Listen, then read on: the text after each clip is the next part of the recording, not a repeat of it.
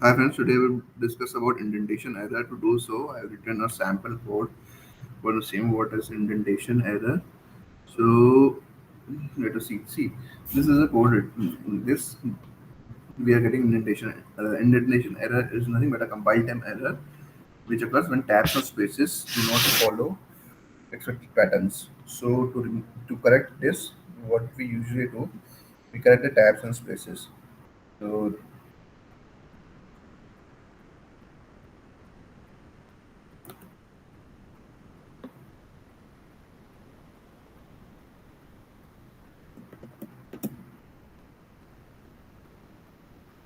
we correct the tabs and spaces, and the error will not be there.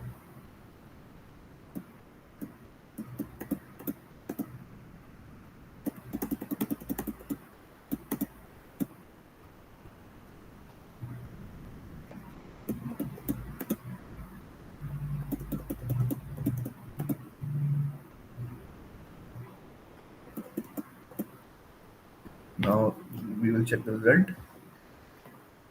See, we're not getting an error. So this is the way we can do it.